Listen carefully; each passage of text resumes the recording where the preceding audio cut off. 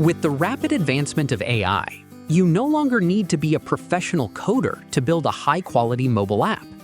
In this tutorial, I'm going to show you how to create a professional application for free using official tools provided by Google. Downloading and installing Android Studio.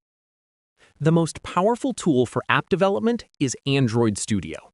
Simply search for it on Google or visit the URL shown on the screen. Download the latest version.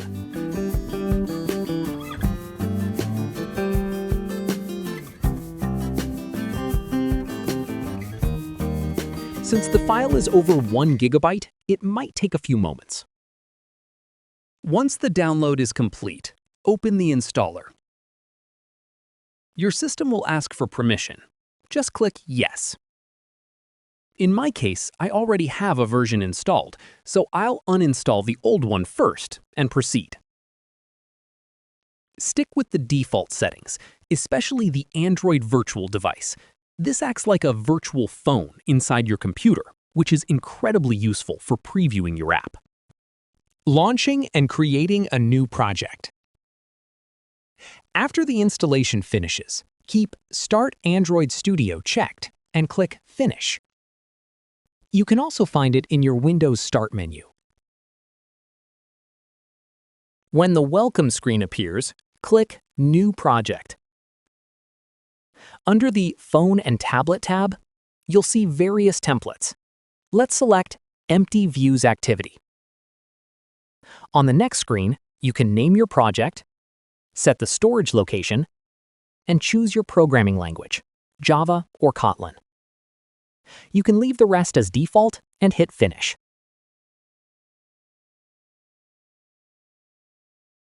The initial setup might take a few minutes, but it will be much faster the next time you open it.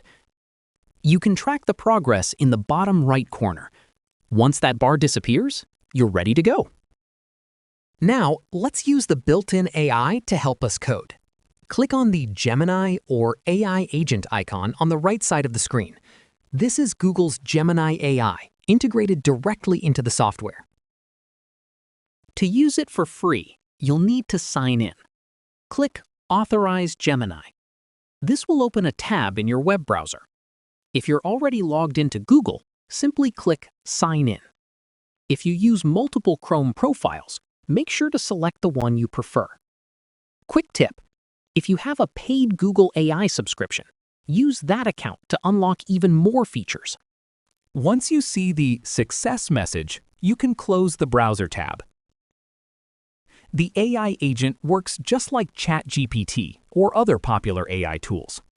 Simply type your request into the chat box. The more detailed your description, the better the results. However, since we are using the free version, I recommend building your app piece by piece, rather than asking it to generate a complex, full-scale application all at once. Describing your app idea. Now let's get to the exciting part, actually building an app. For this demo, we are going to create a creative English Flashcards app. This app will help users learn new words by allowing them to save vocabulary, mark words as mastered, or delete them once they are learned. I have included a detailed prompt in the video description for you to copy. Remember, Gemini is multilingual, so you can type your instructions in your preferred language.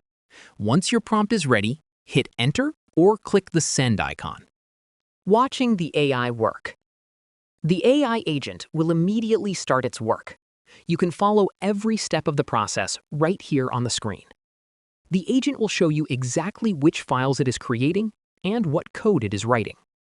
By default, the agent will ask for your confirmation before applying any changes. If you want to save time, you can select the Auto Apply option so the AI can work continuously without waiting for your approval for every single step.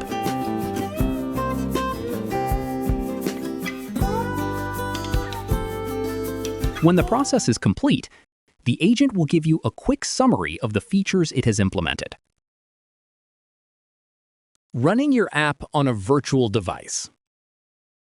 Now, let's see the result. Click the play button at the top to launch your application. It will run on the Android virtual device we set up earlier. If you haven't added a virtual device yet, just go to the Device Manager, click the plus icon, pick a device model, and follow the instructions to install it. There are many virtual devices to choose from, especially the Pixel line, which is Google's flagship phone brand. You can leave the other settings as default and click Finish. If you set up multiple virtual devices, you can easily select which one you want to run your app on from this drop-down menu right here. Now, click Play and watch your AI-generated English learning app come to life. Handling the error. If you hit the play button and see an error message in the build log, don't panic.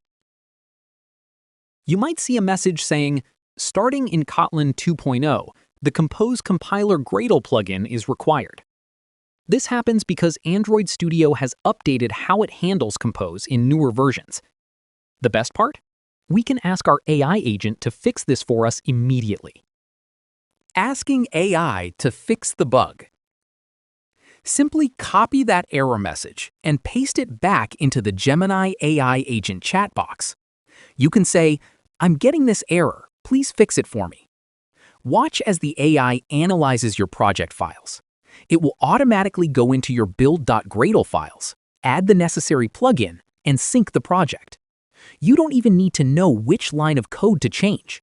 The AI handles the entire configuration for you. However, it's a good idea to peek at the project structure and understand the core components of Android Studio. Doing this now will make it much easier for you to maintain or upgrade your app in the future. On the left, you'll see the Project Navigation pane, or Project Structure. This is where all your files, code, and design assets live. The big area in the middle is the Code Editor. This is where the actual coding magic happens. Right now, you can see the AI agent typing directly into it. Down at the bottom, there is the Logcat and Build Tool window. It's like the control center that shows if your app is compiling correctly or if there are any errors. On the top right, we have the Device Manager, where we control our virtual phones. Knowing these basic areas will make you feel much more comfortable moving around the software.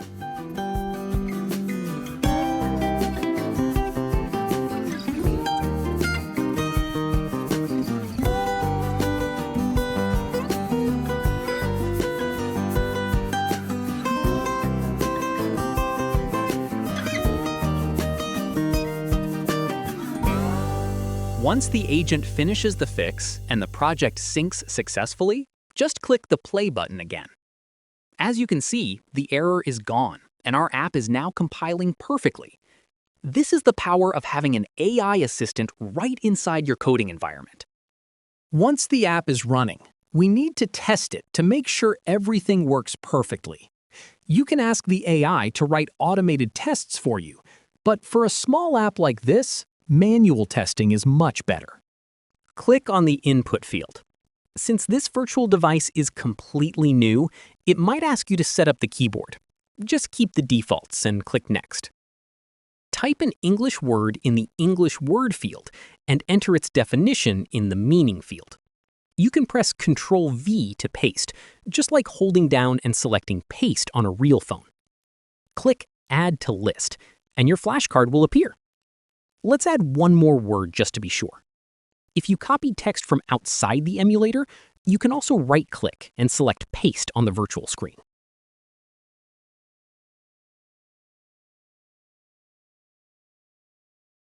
As you can see, our card is added successfully.